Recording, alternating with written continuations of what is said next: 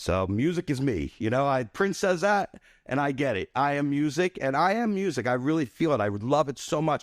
I was at Jazz Fest in Tipitina's seeing Days Between band, and there were two guys at the band at the back of the bar, and they were yapping so loud at each other. And then finally I turned and I'm like, guys, please, you're yelling over the music. And at first they got like offended. I'm a big shusher. I tell people to shut the fuck up. And I was like, I got a little bit Jersey on them. And then some guy gets in the middle, like, easy. And eventually they quieted down and went up. And later the guy came up to me, he's a New Orleans local. He's like, yeah, that's why I moved here. I moved here because for music. And I was like, I know, I just love music so much. When people are chatting over it, it just drives me up the fucking wall. And I'm sorry, I don't mean to get rude. And, we ended up connecting, and he knows where I'm coming from. And he understood. He goes, I feel the same way. I was shushing somebody 10 minutes ago, but then it becomes you that you're the talker. Yeah. So anyway, I love music. It's part of me. And it's one of the reasons I do what I do as a career, because it puts me front row seat most time without a ticket, and sometimes getting paid with my little camera in there. I've shot Phish hundreds of times in my life, to be there and watch it. It's not what I do anymore. Now I'm there for the dance and the party and to connect with my friends. Tell us about shooting Phish though. Like, is there like one or two moments that you like remember as being like really cool doing that? I remember '94 at that Warfield show and getting a photo pass. I remember and after the Warfield show, a friend of mine gave me a backstage pass, and I went backstage and I met the band. I met Trey, I met Mike, I met Paige, had good conversations with everybody. Fishman, had a funny conversation with him. The conversation with Fishman was like, he was getting a coffee. We were at the craft service, and I'm like, wow, I've never seen a drummer call songs before. I was like, that's absolutely incredible. He's like, what do you mean? I was like, well, you start so many of the songs. And he goes, oh no, there's a set list. I was like, there's a set list? And he goes, oh yeah, this is '94. He goes, there's a set list. He goes, unless we play Antelope, and then anything could happen. And they had played a bomb Antelope that night. He goes, we play Antelope, anything could happen. So he told me there's a set list at that point. And what I meant by that was a lot of the songs start with the drum beat, Yeah. And with later years, how I was able to call a lot of songs is watching when Trey would go over to Fishman and be like, he would whisper something to him at the end of a set, and you'd be like Harry Hood. Next thing you know, you're or Bowie or Maze or whatever. Yeah. They all start with the drum beat. So for me, it was interesting to watch a drummer start a song. But I met the manager after the show, John Paluska. And I was talking to him about Phish, and I was just like, wow, man, these guys are, I'd just been seeing the Grateful Dead play stadiums, like the Grateful Dead, nothing but stadium tours those days, 94, 93, doing lots of big spaces. And I'm like, but these guys are going to be in stadiums really soon. I like Phish. I could see the thirst for the Grateful Dead. I can just imagine the same thing would transfer to Phish. And he goes, well, we have a plan. We got a plan for these guys. And this is 94 talking to Paluska. So I called Paluska after the shows and introduced myself again on the phone, called him up in Burlington at the office, and told him I was interested in shooting the show. I was like, we don't allow photography. And I explained who I work for, what I do. And he goes, all right, I'm going to make an exception and give you a photo pass for 3 songs. So I went to the Warfield that first night and brought my camera and shot, a couple of songs. Because when I saw Kuroda's light show in 1994 at the Wiltern, I was like, I got to shoot this LD. And this is 1994. This is park hands. This is the Minkin painted backgrounds. This is not moving lights hanging out of the ceiling, making shapes. This was as basic a light show as you could get, but there was just something I saw from him as a photographer that I was like, I need to visually get into this guy's orbit and shoot this band. And then the second time I had a really good photo pass, I was allowed to shoot a whole run, was Red Rocks '96, where I took my camera and ended up shooting the first night there for Rolling Stone. And that was absolutely incredible. That was great. Phish at Red Rocks. That's 96. Yes. Yeah.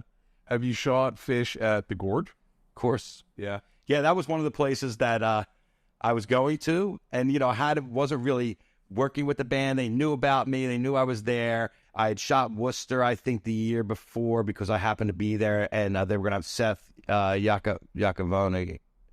Seth Iacovone plays guitar. Yeah. He sat in with the band a couple of times. He was going to sit with the band. They want to have a photographer. So Colton came up to me after the show. He was like, you got your gear here? And I was like, yeah. He goes, you shoot tomorrow night? And I'm like, sure. So that's where I started shooting the band, was Worcester. And the reason I went to Worcester in the first place in '97 was because I wanted to see the band on their home turf. You know, and I thought that like San Francisco was for the Grateful Dead. When I went to Worcester, it was Worcester. I was wrong because after those Worcester shows, I went down the Spectrum and watched him tear a new asshole in it, and I was like, oh, saw Trey with the Flyer shirt, talking about seeing his first concert at the Spectrum. I'm like, oh, we both saw our first concerts at the same venue. We're Philly. He's a Philly guy. I'm a Philly guy, even though we're Jersey guys, because that was our place. WMMR that was a local radio station in Philadelphia. That was our lifeline. And I remember going to gym class in 7th grade and talking to Michael Sabatini and being like, fuck, the music stations in Atlantic City suck. And he goes, you got to take your antenna and you got to put it out the window and you dial in 93.3. And I went home that night and it was like somebody opened up Pandora's box because you just had access. Because in 93.3, what they were playing was every band that was going to roll into the Spectrum to tour. So The Who, Genesis, Floyd, Zeppelin, everybody that was coming through, yes, Grateful Dead would come on. They would play that in their playlist because Electric Factory was buying all the ads. And that was Electric Factory, Larry Magic back in the day, which is all now part of Live Nation. But, you know, it was, when I look back at how historical it was, and the sound systems back in those days sucked. That Aerosmith show I was talking about, that sound was bouncing off that place. You couldn't tell what song it was. And when the band stopped, you know, because I never heard a band stop at like one instrument at a time before. It was so weird and awkward. And it took the sound a couple seconds to stop reverberating through the room before you're like, and I saw Steven Tyler on the floor, and you're like, what the fuck's going on? Who we have to leave? I only went to the Spectrum once for Phish in '99. That was They were good shows. Yeah. They were really good shows. They opened one night with Harry Hood, which at the time, you know, blew my fucking mind. Yeah, they weren't opening with Hood a lot. No. They've done it a couple times recently. In the middle of the set the other night. Yeah. What do you think of Phish's evolution over the last 13 years? I think it's phenomenal, actually. You know, who knew it would be this engrossing and this engaging and this much fun? You know, I got to say Shoreline in 21. Yeah, Shoreline 21 was probably some of the best Phish I'd seen in a long time as far as 2 shows consecutively. I remember talking back to Worcester, I remember going to those shows and the musical conversation, which is what you were talking about earlier, the musical conversation in Big Cypress, when the guys lock into a sound that becomes their sound for a show or for a run. Yes. And in those days, it was for a full run. The musical conversation would carry on. Like, they would leave the stage, and when they came back the next day, they would pick it up exactly where they left it off the night before. There was none of those 45-minute build-ups with the Grateful Dead trying to figure out where they were going to go in the second set. You know, every time the Grateful Dead hit the stage, it was like they were starting the machine up again. With Phish, it was like that machine was just running that whole weekend. And I remember going to Worcester and being like, each one of those nights had magic in it, and they all were a continuation. It's one giant show when you look. Yeah, I feel like it was 27, 28, 29. It was 3 days, wasn't it, in Worcester? Yeah, 97, 98 were both 3 days of Worcester. It's interesting because we talk about the eras, right? The 1.0, 2.0, 3.0, Yeah, 4.0. But it's like, you're right. We can go into runs, and then we can even go into sections of little tours. If it's 2 nights in a place, or it's like, you know, a summer run in like 2000 when they were on the East Coast. Yeah. Like they start a conversation, and it goes for 2 nights or 3 cities, or, you know, and then we zoom out, and all of a sudden we're talking about 1.0 or 2.0. Right. Like these, it's crazy. Well, it was interesting. So what I was trying to say is Shoreline, for me, was the show where I was just like turned on my fucking ear. Where from the moment they hit the stage to this last night, when the moment they left, I was like, those were 2 of the most beautiful nights of Phish I have seen in years, continuously, consecutively, all night long, show to show. I was just sitting there. I was entertained. They were inspired. They were going for it. And it was like we were in a bubble, because Phish wasn't like that. They weren't like that the shows before that, and they weren't like that the shows after that. And 2022 for me wasn't exactly a year where I went back and was like, oh, I go back and listen a lot to 2022. And what I'm going back to mostly is in Shoreline. If I want to go back and listen, like we were talking about, what drives you, what makes you go back to listen again and again and again. Shoreline took me months, weeks, years, days to get through and analyze that shit and get it into my system. And I feel the same way about the Hollywood Bowl show. I keep going back. Yeah. The Ghost, Bowie, the start. There's so much going on in that first 25 minutes to a half an hour that I'm just like, what the fuck? Who are these guys? Where were they last night? Where were they even at the Greek? I mean, the Greek had some great moments. I'm going back and re-listening to some of that too, and piecing it all back together. And it's just been a very, very interesting trajectory and history. And it's engaging, and I love it. And I can't believe it's still going on. And I can't believe when Jerry was 5 years dead by now, 53, Trey is hitting a new stride. And you listen. You were talking earlier about speed and how they wrote those songs and how fast they were. And I when I went to go, I met Peter from Goose, and I was having a conversation with him. And one of the things I told him was, just be careful with your songwriting now. Don't get all fancy and intricate and fast, because that's all the shit your fans are going to hear later when you can't hit those notes again at that rate, because it was something you wrote when your fingers were able to do a completely different thing, because you personally were practicing 8 hours a day. There's only one member of that band that practices 8 hours a day. We all know who that is. I don't even got to say his fucking name. But it ain't Trey Anastasio. And Trey still hits it, and he's able to work it, but he's not able to do what he used to do. And we all appreciate that. And me as a guitar player, I appreciate it. That's what happens in life. Then you write this stuff when you're 18 or 19, and you're just like, look at this, look how fancy, look at this trick, look what I can do. Yeah. And when you go back and you're 58 and you try to do those tricks again, they don't fly, they don't hit the same way with the same thing. So you got to change things, a slow llama or whatever it is. Yeah. I mean, we're not getting its ice more than once a year these days. That one is hard. With the intricate foam is intricate. I mean, it isn't anything like Reba, even Fluffhead. Like we all get to those moments. Every time I see Bowie, I remember watching a Yam or I watched Fluff on the feed once, and I'm just sitting there watching it, and I'm watching him play that piece of music, and I'm just like, this is incredible.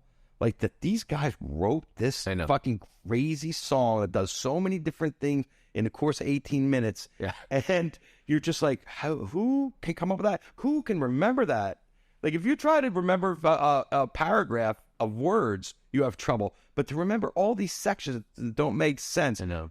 Freeze is really good at that. They got all this shit going on in their songs with different angular changes and structure changes and key changes and tempo changes that you're just like, how the fuck you guys going to keep remembering this shit? But you were talking about, when you first started seeing music, you didn't want it to deviate from the record, right? And so what I was thinking about when you were talking that is sections of Reba, the composed sections, right? Our brains all go to, not the record, but our brains go to where it's supposed to be. And in you fucking composed section, we're not happy. Please just let's have this composed section be super dialed in. We all want that. And then what we beg for is that we would just blow the fucking roof off ever. And if he blows the composed section, what's the other thought going through your head? I don't know. That when he's going to blow this jam up because he fucked up the composed section. Okay. He's going to make up for fucking that up. Well, he's going to go over the top. That's what I was saying. It's like we want them to like lock and do the absolute composed section perfectly because it's burned into our brains. But then what we want is like 2 minutes later is we want them to go to fucking outer space. Well, you know what? People are always like, what'd you think of that show? And then sometimes, there's always those shows. Every show, someone will be like, but it was great, but I didn't hear Betty Butt's Second Night at the Hollywood Bowl.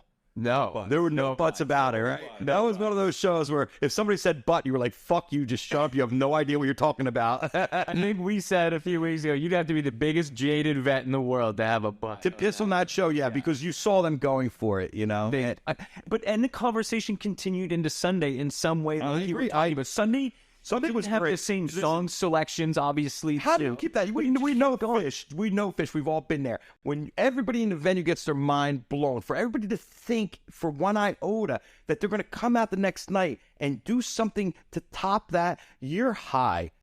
These guys are close to 60. The fact that they were able to find the energy to do that. But you do know, there's some interesting things about the Hollywood Bowl. You want to get into this? Yeah. Okay. So, do you know, did you have a thought about why? Did that ever cross your mind? Why they played the Hollywood Bowl? No. Why night 2 was so markedly different than night 1? What happened? Did that ever enter your brains? Yeah. What was the rationalization that you came up with? Well, what we thought was that there were so many people, they were potentially aware of the demographic of the crowd that was coming to this show, right? It's either people that have never seen them before, it's people that haven't seen them for 20 years, or there's all these, industry people that are coming out to see them, and they're playing in one of the biggest, most important kind of venues in North America, right? Where the people that are there are paying attention, and they're criticizing. So what happened to Trey between night 1 and night 2 to make him go out and become a completely different werewolf, to like come out of his fucking skin? What do you think? I know what happened. What happened? Well, he fucking read a bad review. Yeah. Yep.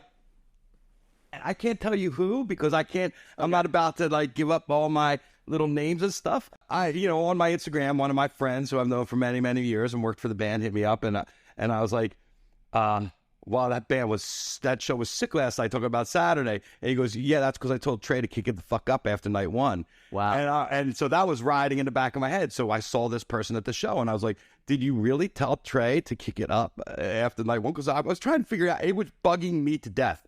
Like, for me, I felt like Sherlock Holmes, or Nancy Drew. I want to fucking get to the bottom of this.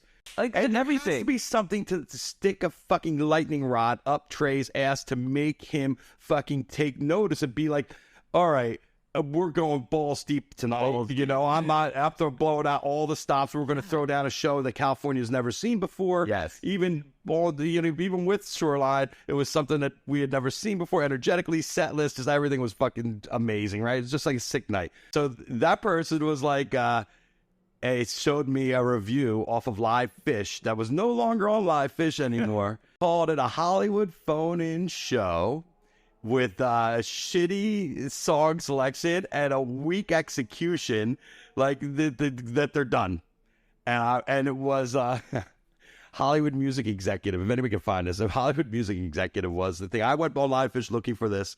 I think they kind of take off some of the shittier. I mean, and this was at the Sunday show when I'd run into this person and trying to figure it all out. And they're like, yeah, Trey read that review and sent it to somebody.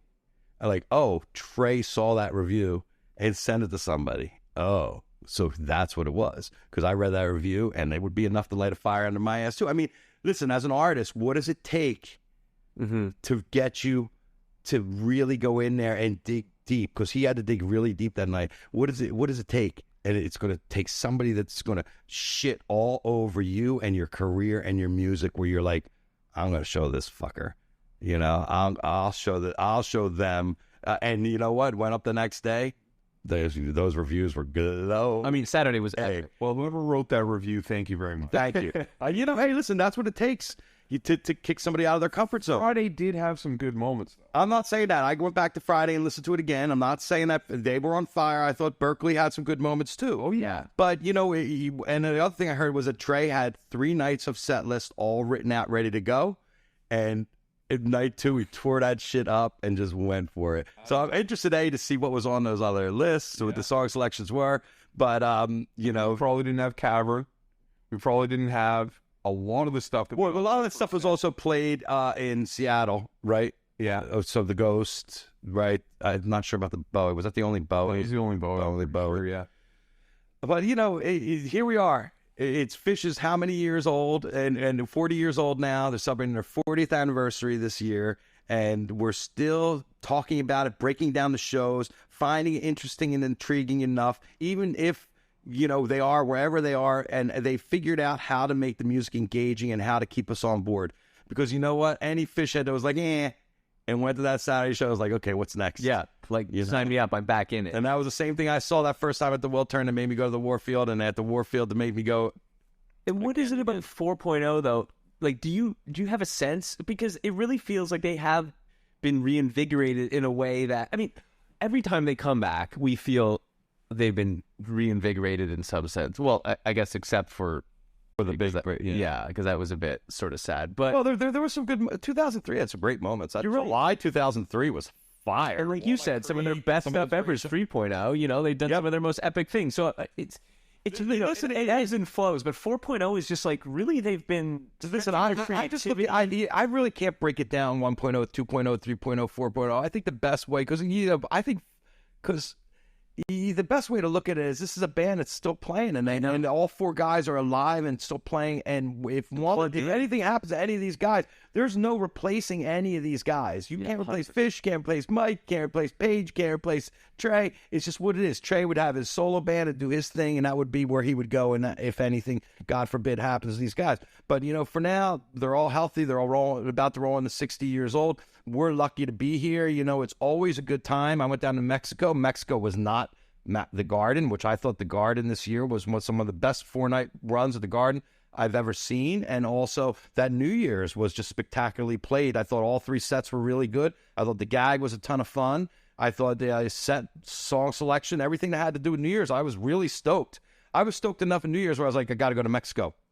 And in Mexico, I don't know, maybe it's hard to get, you know, I heard some great music, but it wasn't, again, it wasn't anything I went back to and listened to over and over and over again. I went back and listened a couple times, and then I was like, I think I like what happened to the Garden more, and I think I like what happened. You know, it's like you find the shows that you gravitate more that you've seen. We're just lucky to be able to go and have all these shows to go see now. There's so much Phish right now. You know, before they were only playing in the summertime, and now you got winter shows now with Mexico, and we're going to hopefully get some 40th anniversary shows. You know, I'm hearing rumors of Hampton possibly in early December, but I don't know if that's true. I haven't heard it from anybody reliable, but they did something similar to that, their 30th anniversary, early December run. They consider that their birthday, so I would assume there's going to be some kind of celebration. 2013, they did a whole fall tour. Yeah, but it was a week. It was like Boston. No. It was Boston. It was like a night in each city. December of 2013. Early December, late. Right, but they also did an entire summer tour. Oh, no, I'm just talking about for their 40th anniversary in around December. But it was only like 4 shows, I think, or 5 shows. 2013, they played a lot of shows. Yeah. They did. They didn't. Well, you know, back in the day, they're playing 180 times a year. I don't know. The early 90s was... No, that I think is what is so amazing about Phish, is that they're all still together. They found a way to be symbiotic and hopefully continue to enjoy themselves, because we benefit from that. We get to still see them. They're playing. They're at the top of their game. Like, it's not just symbiotic. Like, these have been some of the best shows. I feel like I get everything I need at a Phish show still. Yeah. Everything I needed when I was a kid, I'm still getting, and what I need's maybe different, right? We've all evolved. It's been a long time. Everything we need, every expectation we had is because of one guy. His name's Trey Anastasio. He raised the bar over and over again. I just kept watching him raise the bar over the past 30-plus years that I've been seeing Phish. Keep raising that bar and raising that bar and raising that bar, and me going, holy shit. So when you see something that doesn't sit with you right at a show, or it doesn't deliver on a level that you're used to, it's not because you're a jaded fan. It's because Trey fucked up and he's not delivering. He's old, whatever. It's not because you're jaded. It's because he's not doing what you've seen him do a zillion times before. Yeah. You know what he's capable of. Yes. And when you see him not live up to those capabilities, even with your kids, you're the same way. Wait a second, you little mark. You didn't do that. Go back and do it again. You know? So it's the same expectations you have with your family that you have with Trey when he's in these jams and when he's doing his show. You know what this guy's capable of. So to see him sleepwalk or do it halfway or not do it right or to blow it, you get upset. I got upset a lot. Me too. And so, yeah. But I'm really happy now. I'm really happy with where the band is. They're original, even though they're not genre specific. They're all over the place, but there's a lot of originality to what they do, and they're rocking. They have it going on. So we're lucky to be on the planet and at a seat at a Phish show whenever you can, because it's one of the best nights of music you'll have. And watching Kuroda with the light rig, and it was really frustrating to watch it move in Seattle and then go to 6 more shows and not see it move. Yeah. And I mentioned that to him on a text. I was like, please, no more venues where you can't move the lights. And I assume that the Hollywood Bowl would have that, be able to handle the weight load. I did too. I knew the Greek, obviously, but I thought for sure. There must be some heavy lights, because, man, I was shocked to see that they wasn't able to handle it. Same. Yeah, but, you don't know what's up there behind that thing. It's probably not as big a structure as you think. It's probably a lot of show, but the way he lights that bowl, and I talked to him, and one of the other things I was like, I think you should take that proscenium or whatever you call it with you, the curves of the Hollywood Bowl. And he goes, I hate it. And I was like, you hate it? Really? Yeah. He's like, too much white. Huh. And with Kuroda, he likes to be able to, when it's black, to go fully black and not have to worry about that background when he's lighting. Yeah. Now you have to think about that besides your light show. Yeah, you can see a lot of the bowl. It's definitely... You see it. He doesn't... You can't go to black there. But you know what was cool? It reminded me, going all the way back to 2000 when they were at Radio City, that same kind of... where it's those ribs... you know, like how the bowl is ribbed, like Radio City has those ribs, and he was playing off of some of that. The last time he was at the bowl was the first time he did it, and the first time he played the bowl was the first time we saw him take that over. That was 2013, 11. So 2011, and that was one night. Or Yeah. Okay, and then they did 2 after that in 2014. No, just one more in 2013. So there were only 2 other shows at the bowl, right? That's right. But the first time they did it, I remember hearing the guys the guys from the crew that work in the Hollywood Bowl all the time talk. And the guys were like, we've worked every show here since the Beatles, and we've never seen anybody light the bowl like this guy. Cool. So, I mean, he is the best of the best. yeah. So many people have been influenced by him and what he does. Yeah, well, there's a lot, if you think about it, there's a lot that he has to do there when the band's just going off. When the band goes off for a 43-minute tweezer, he's got to figure out shit to do. And, it's fun to watch with, when I was talking to him, he was telling me that every light on those trusses now is completely new. There's not one light on there that was on the last tour. So they've redesigned, all those redesigned, especially the LED bar now, which breaks into little pieces, and he can move them on angles and up and down. Yes. Spin them. And using the effect of the mist, like the smoke that they pump, and him playing off of that, Yeah. that's a huge part of his show. Being able to give like the lights more 3D. Yeah, well, you need to have some kind of vapor in the air, I think it was Ween had a great vapor guy. Like, he was this crew guy that was nuts, and he had the vapor machine on wheels, and he would just run around behind the band and just like put it all over the stage. Like, he'd move it over here, and then he'd run over here, and he was high as fuck. He just was running it all over the fucking stage. I saw Ween last couple weeks ago at Jazz Fest. Nice. Still How they rocking. doing? They're still rocking. They still got a crazy crowd. It's really sophomoric. Yeah. And really obnoxious, but also has some really great hooks. For sure. But it's the wife wasn't too keen on the Ween. I could believe it. Yeah. She's like, why did, I was like, I knew you wouldn't like that. She's like, why'd you bring me? I was like, because so you'll really love the next place I take you. Which was Galactic at Tipitina's, which, Good dance fest. yes. Yeah. The musical Super Bowl Jazz Fest. There's nothing like it. And I thank Trey for getting me down there in 98 to go shoot Oysterhead. That's one of the reasons I went to my first Jazz Fest, was because Phish was going down there. It was a great thing about Phish is they really put out those fingers to show you other things that were great besides just them. And a lot of people just want Phish. Dude, Phish, I love it all. Phish has shown me more music that I would have never known than anything else, right? Like the covers that they played, songs that I'd never heard before as a kid, listening to Phish or going to see Phish, I'd never knew a lot of the covers that they would pull out. I'd be like, what the fuck is this song? And then I'd go and I'd look at this band and I'd discover, like Blues Image. I'd never heard Ride Captain Ride before Philly in 99. I had no idea what that song was, but I was like, this song, it's fucking great. I was calling that in San Francisco. I was so bummed they didn't play it. Yeah. That's a great San Francisco song. There's a guy that and Light Up and Leave Me Alone are 2 of the songs I like to see Paige break out at some point. Light Up and Leave Me Alone, the last time I heard it was Alpharetta, I think 11 or something like that. So a great tune, great jam. And they do things with the covers that none of the original band never did. Yeah. I.e. like Roses Are Free. Sometimes it's like the what do you call it? The dee dee dee dee dee dee dee dee. Oh, Strawberry. Yeah, Strawberry. Yes.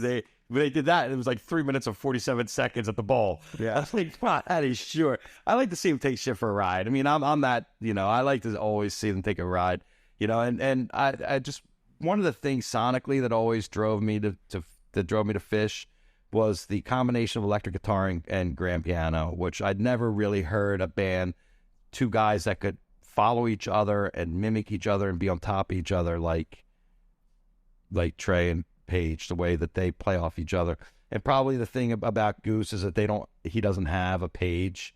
Peter's a great piano player, but it's for someone to have that interplay of someone that drives you musically in your ideas and takes them further, takes them another step, and then throws the idea back to you. You have that total interplay in that music of what makes Phish great, is that those 2 lead guys going at it, and then you got the 2 guys on the rhythm side that are just laying it down. What do you think is really helping with, not, this is off topic, but with Goose's trajectory?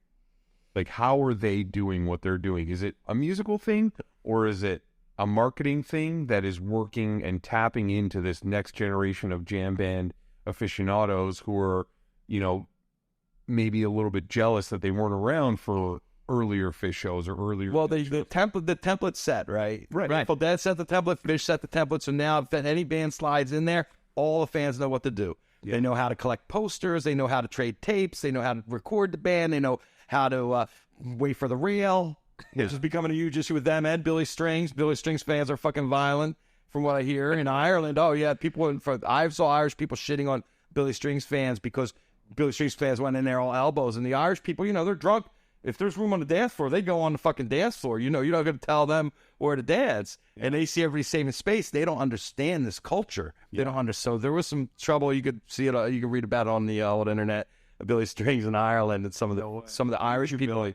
I like Billy, but I'm not a bluegrass kind of guy where I can sit there for 4 hours and eat LSD and watch bluegrass. Like, his talent is upper echelon, like beyond anything I've heard anybody do on one instrument.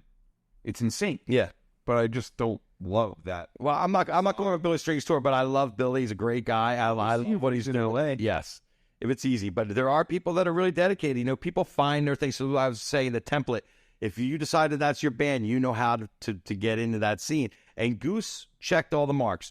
They're nice-looking guys, which we don't really have a lot of in the jam band scene, right? So that wasn't like a requirement. But it's not a requirement, but they definitely right. And you realize that when Trey looked out on the stage in 2009 at Hampton, and I have this great photo that's kind of like the Zapruder film of the Sausage Fest, and it's a shot from behind Trey, and you look at that audience, and you can see 1,000 people, and you can literally pick out 2 females.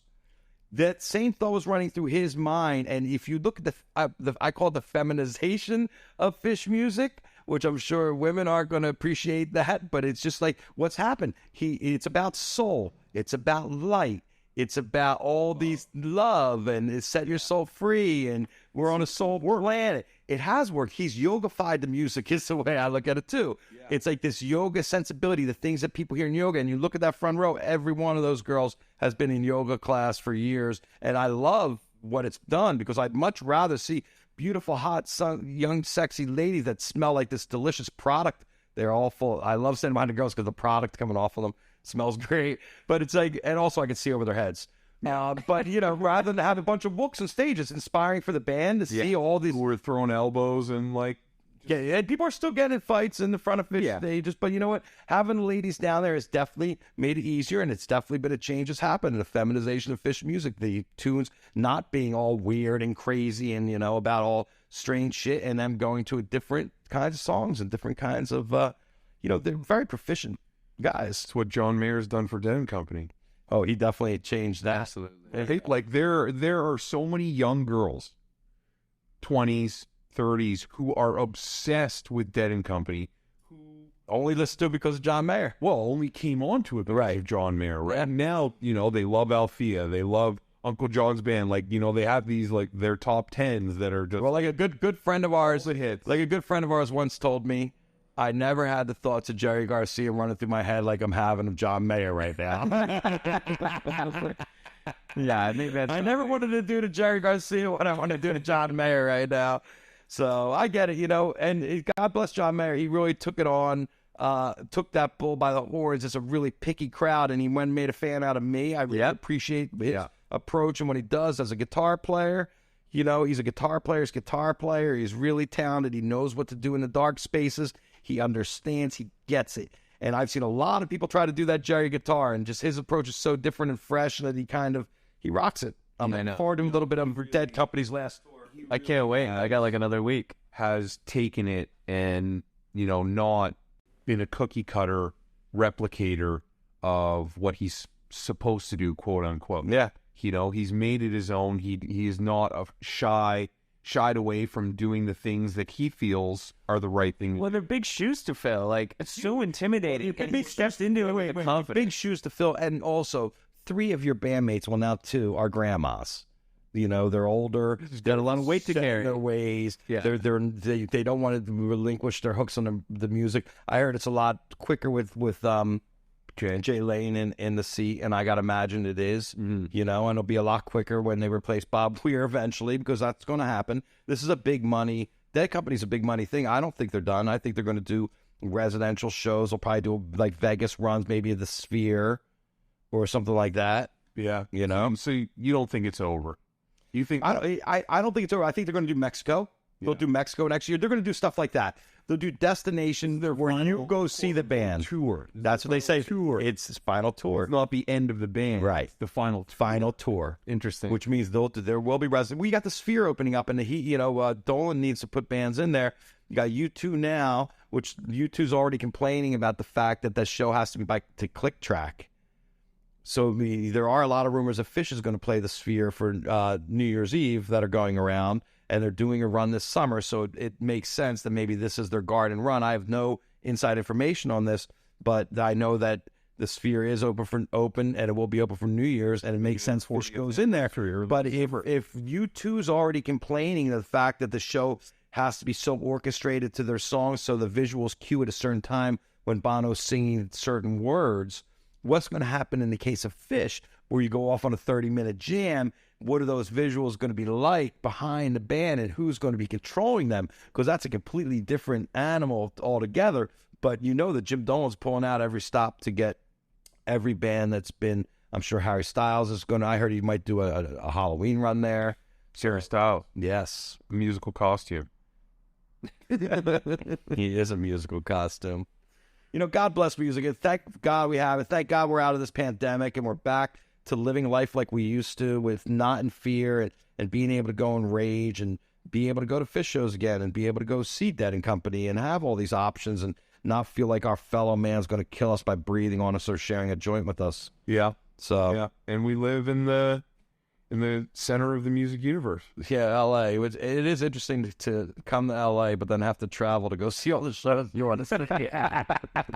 Everybody comes to L.A., but you don't want to see anybody in L.A. because they usually suck. But Phish broke the curse at the Hollywood Bowl. Absolutely. They made the Hollywood Bowl their new home. Now everybody wants that to be a residency, just like Dick's, and Me too. I do. Well, you know, after going to, you were talking about the Greek being, I called it Phish Survivor. Yeah. You know, it was like whoever got there earliest and stood out in the sun for the longest, or knew how to work the scene and be able to fucking just gang in, which and he did. Find like 6 inches of concrete and that didn't have the tarp on it, and be like, look, there's no tarp on this piece of concrete. I'm standing on it, so fuck you, which happens too down there, you know? So unless you're a really wily fan who knows how to work it, you know? But then they go to the Hollywood Bowl after that, where you have your delineated space for you and your friends, where you can stub everybody down from the seats and have 12 people on the box before. Yeah. And that looked really comfortable too. Yeah. And no, policing of the aisles, not the main aisle. Main aisle, yes. Sure. But the side aisles. All those side aisles between everything, like literally you could go anywhere at the Hollywood Bowl. And that's what we've discussed. It is just like the apex experience. Yeah, it was really good. We're spoiled. Oh, you scan the QR code? Order whatever you want. The QR code, the drinks come right. The guy shows up 5 minutes later with your beers. Anything else? What do you have? No, I think that was... This is awesome. They did so much. Fun talking about Phish. I mean, I love that band, and, you know, it's an enigma, because you think I want to keep touring and going to see these guys, and I have to cut time out of my schedule. And, you know, it was really nice during pandemic to not have to think about, oh, I can't make a decision what I want to do this summer until I see what the dates are, you know, and then wait for dates to drop and then book your summer vacation around fucking dates, or see how many you can slide in and fly from here to there. I've jumped through so many hoops. My favorite story is, I remember I bought a ticket to Maine to go to Limestone to go see like Lemon Wheel or the Great Went. What was first? It was Lemon Wheel? Great Went. You go see the Great Went, and I had it. No, I think it was Lemon Wheel. I had it on my bulletin board, because in those days you got paper tickets. And my wife walks in the room in my office one day, and the ticket's been up there for like a month. And she's like, what's this a plane ticket for? She goes, why are you going to Limestone, Maine? I hadn't even discussed, and we had little kids at the time, the fact that I was going to leave her alone with like the 2 little kids and boogie to fucking Limestone. Yeah. So wasn't well received. But you know what? Did you go? Of course I went. I had the ticket. Yeah, listen, my first show. Was it? Yeah, it was. Great fucking show. Incredible. Yeah, great show. Incredible. And like just walking onto that tarmac, and just the way it was set up. Yeah, that was something else. 2 miles of shakedown, and just people juggling and whispering in your ear and drum circle. And I was just in shock. I was 16 years old. Yeah. Like this for me. I can't imagine being a teenager and slipping in that scene and what would have happened to me now, or where I'd be, or even if it happened to me with the Grateful Dead, where I was like seeing those shows in '78, like what my trajectory would have been, or because because one thing about that, once you get into that traveling circus lifestyle, it's not like you want to run away from it. You want more of it. Yeah.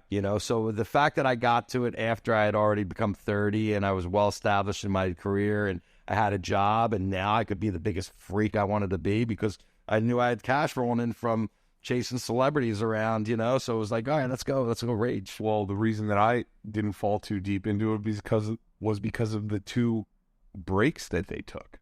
Right. They took a break. It was go to college or go on tour, and they're like, we're done touring. Yeah. And then I was done college, and I was like, Phish is back. Like, what are we going to do? And then they're like, actually, we're never playing together ever again. We hate each other.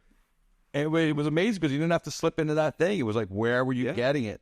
Where were you going to get the juice? And it was just hard. I mean, I would go to Humphreys, so see String Cheese, Mo. Sure. Disco Biscuits. They're all fun. I mean, it was all fun. They were fun. But, Phish, it's just a different thing.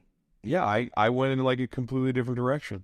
Went into a completely different scene, which was not jam band scene. Right. For 2005 to 2000. Yeah. Oh, but, I slip in, because of my camera, I've slide in everything from country to EDM to rap to, I've seen it all. I've shot it all over the years. But it's all about, for me, is the stuff that's the least theatrical and the most musical. I want to see people really deliver at a level of expectation. Have you heard of Donato? Yeah, Donato was playing. Did you see it? Daniel Donato, you're talking about? Yeah, he was playing at the, Republic during Jazz Fest, and I put my head in there for a minute. He's very, very good. Yeah. It's just more Grateful Dead, right? Yeah, but so a buddy of mine sent me the video of the Dark Star that he did with Billy. It was really good. Yeah. Yeah, listen, there's a lot of talent and stuff there, but after a while, it's just like another Grateful Dead cover band, and it's like, how many of those are going to be on your charts, and how many do you have to see? I mean, fun to see when they roll in town. Again, like to go on tour and be like, oh, they did not, but he's killing it right now. The only Grateful Dead cover band that is really pushing the limits is J-Rad. They're doing their own thing. Well, the interesting thing about J-Rad is those guys were not Dead fans, any of them. Well, and especially like Dave Drywitz. So it was like, when you talk to him about being in it, he's like, yeah, I'm in a Grateful Dead cover band. Yeah, he is not thrilled about it. Well, they're moving away a little bit and covering some other songs. Well, they started off as a Zeppelin. Really? Zeppelin. Yeah.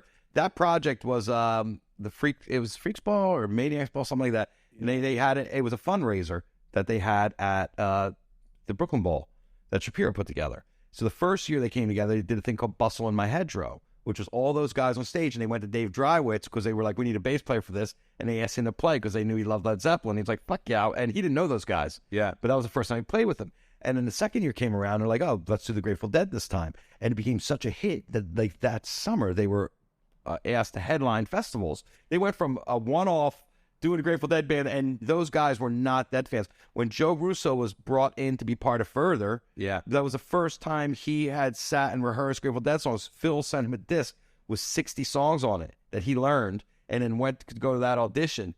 And then he sat in a room there with Jeff Trementi and John Cadilecki, and they became Further.